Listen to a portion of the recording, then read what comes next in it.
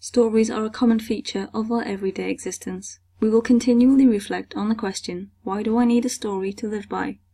In this video we will explore some of the sacred stories of Indigenous Australians. Australian Indigenous sacred stories can be told by word of mouth, through artwork, and through dance. Indigenous groups generally believe in a spiritual force or deity which created the land and the people, and remains in the land, but different groups believe in one or more different gods. Many groups depict these gods in images, or recognize gods in particular features of the landscape, such as a rock form or an animal form. An example of the landscape representing the deity can be found in a river believed to be created by the rainbow serpent, or perhaps a depression in the earth created by the footprint of a deity. These deities are often understood to be ancestral beings. However, Indigenous people do not believe that these physical objects contain the spirit of that deity, but are representations. There is no one deity that all Australian groups believe in, although there are overlaps of belief, particularly with neighbouring groups. As in many religions and spiritualities, there is a common Indigenous creation story. The creation period, or the Dreamtime, is the time in which ancestral beings created the land, including the particular features such as mountains and rivers, as well as life forms like plants and animals. Aboriginal people often interpret dreams as being the memory of things that happened during this creation period.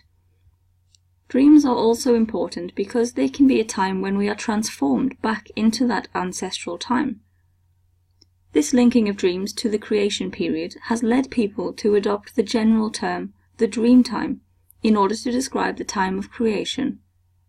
Some argue that the English term the Dreamtime should not be used, because the creation period is not a specific period of time, but an ongoing state which Indigenous people continue to participate in.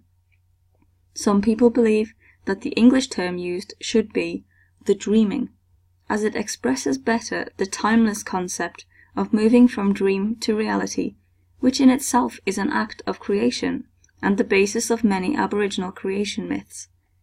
It should be noted that none of the Aboriginal languages has a word for time. There are different Dreamtime stories, and each individual identifies with one particular story.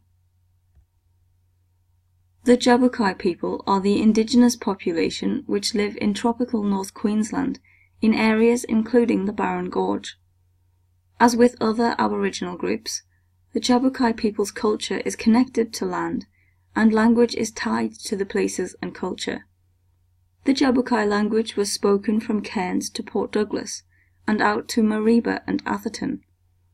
Other groups of Aboriginal people nearby also speak dialects of the DJABUGAY language.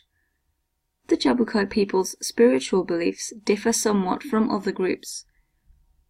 Their sacred stories tell of a spirit of creation named Boolaroo, and like other tribes, stories of Boolaroo are passed down from one generation to the next.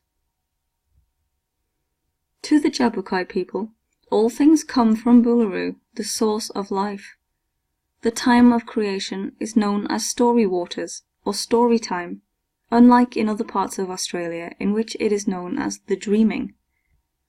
It is said that the form of the Barron Gorge was created by a giant carpet snake.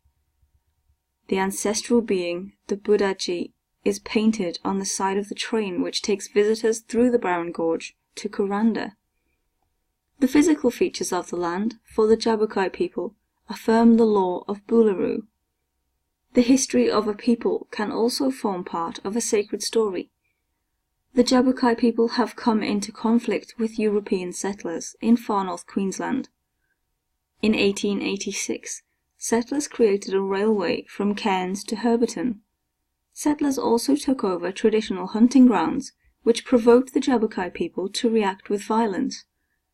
In 1890, John Atherton took revenge on the DJABUGAY people in the Speaker massacre. DJABUGAY numbers fell as they were separated from the settlers and unable to hunt or fish, and their movement was restricted. In 2004, native title was recognized for the Jabukai people in Barron Gorge National Park.